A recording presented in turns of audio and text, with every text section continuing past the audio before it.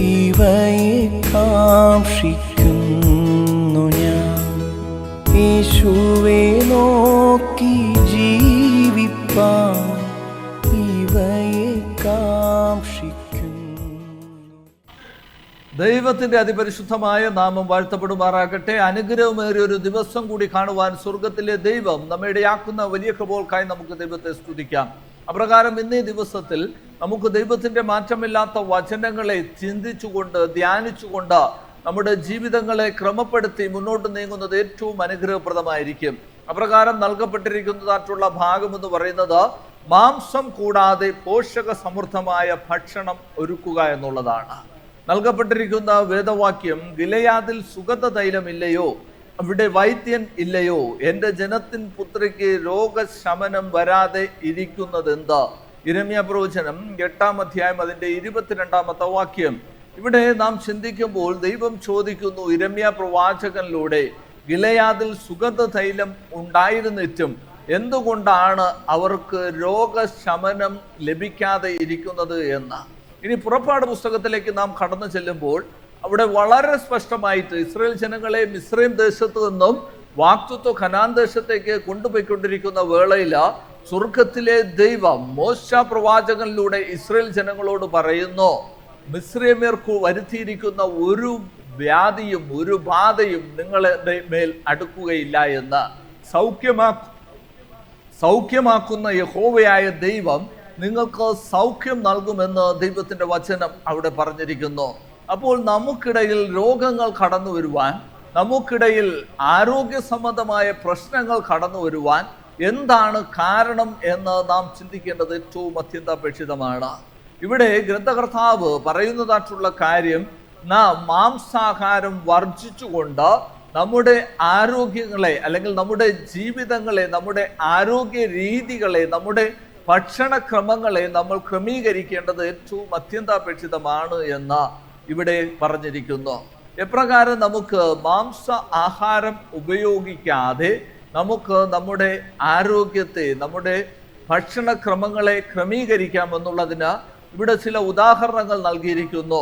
പോഷക സമൃദ്ധമായ ആഹാരം ലഭിക്കുന്ന രീതിയിൽ നാം നമ്മുടെ ജീവിതങ്ങളെ ക്രമീകരിക്കുന്നതിന് നമ്മൾ കുക്കിംഗ് ക്ലാസ്സുകൾ ആരംഭിക്കുന്നതിനെ കുറിച്ചും ഓരോ ഭവനങ്ങളിലും ലഘുവായി ഭക്ഷണങ്ങൾ ലഭിക്കുന്നതിന് വേണ്ടി, ലഘുവായി പോഷക സമൃദ്ധമായ ഭക്ഷണങ്ങൾ ലഭിക്കുന്നതിന് വേണ്ടി നമുക്ക് എപ്രകാരം ചെയ്യാം അല്ലെങ്കിൽ നമ്മുടെ ജീവിതങ്ങളെ ക്രമീകരിക്കാം എന്നതിനെ കുറിച്ചൊക്കെയും നാം ചിന്തിക്കേണ്ടത് ഏറ്റവും അത്യന്താപേക്ഷിതമാണ്.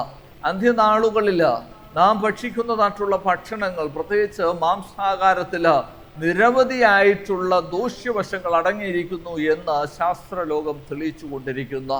നമുക്ക് ലഭിക്കുന്നതായിട്ടുള്ള ആഹാരത്തിൽ ഹോർമോണുകളുടെ കാര്യങ്ങൾ ഏറ്റവും വർദ്ധിച്ചിരിക്കുന്നു എന്നും അതുപോലെ തന്നെ ഇത് നമ്മുടെ ശരീരത്തെ പ്രതികൂലമായി ബാധിക്കുന്നു എന്നും അതുകൊണ്ട് തന്നെ കർത്താവായ യേശുക്രിസ്തുവിനെ സുന്ദരക്ഷിതാവായി സ്വീകരിച്ച സ്നാനമേറ്റ് ക്രിസ്തുവിനോട് ചേർന്നിരിക്കുന്ന ദൈവത്തിൻ്റെ ജനത്തിന് അവരുടെ ശരീരത്തെ വേണ്ടുന്ന രീതിയിൽ ക്രമപ്പെടുത്തി മുന്നോട്ട് പോകുവാൻ സാധിക്കുന്നില്ല എന്നും മനസ്സിലാക്കുവാൻ സാധിക്കും.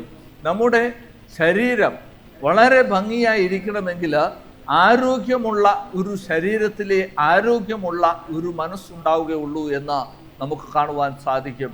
അതുകൊണ്ട് തന്നെ നമ്മുടെ ശരീരമായാലും നമ്മുടെ മനസ്സായാലും അത് ആരോഗ്യമുള്ളതായിരിക്കേണ്ടത് ഏറ്റവും അത്യന്താപേക്ഷിതമാണ്.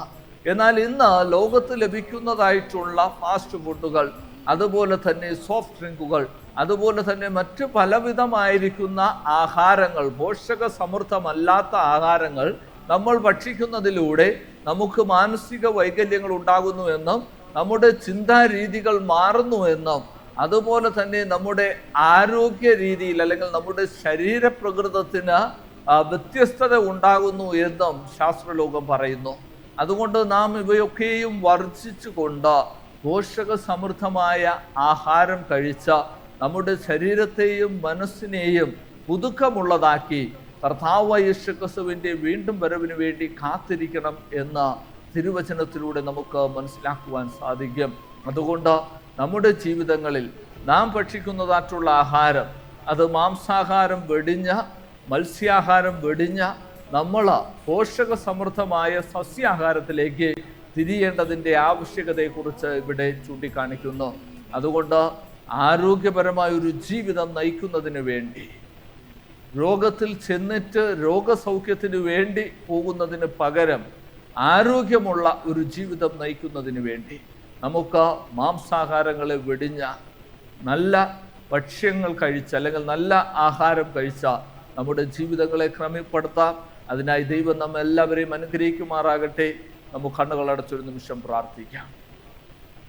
മഹോന്നതങ്ങളിൽ വാസം ചെയ്യുന്ന അടിയന്റെ ജീവന്റെ ഉടയനായിരിക്കുന്ന അടിയുടെ വാഴ്ത്തപ്പെട്ട സ്വർഗീയ നല്ല പിതാവാം ദൈവമേ, നൽകിയിരിക്കുന്ന ആലോചനകൾക്കായി നന്ദിയോടെ സ്തുതിക്കുന്നു, സ്തോത്രം ചെയ്യുന്ന അടിയങ്ങളുടെ ആഹാരത്തെ ക്രമപ്പെടുത്തുന്നതിന് വേണ്ടി അവിടെ നിന്ന് കൽപ്പിച്ചിരിക്കുന്ന പ്രകാരം അന്ത്യനാളുകളിൽ ദൈവത്തിൻ്റെ മക്കൾ എപ്രകാരമാണ് എന്ന അവിടെ നിന്ന് നൽകിയിരിക്കുന്ന ക്രമപ്രകാരം അടിയങ്ങളുടെ ജീവിതങ്ങളെ ക്രമീകരിച്ച് മുന്നോട്ട് പോകുവാൻ എൻ്റെ ദൈവം അങ്ങയുടെ ആത്മാവിനാൽ നിറച്ച് നയിച്ച് അനുഗ്രഹിക്കണമെന്ന അടിയൻ കാൽവരിയിൽ മരിച്ചുയർത്തുന്നേക്കും ജീവിക്കുന്ന യേശുവിൻ നാമത്തിൽ തന്നെ ആമേൻ.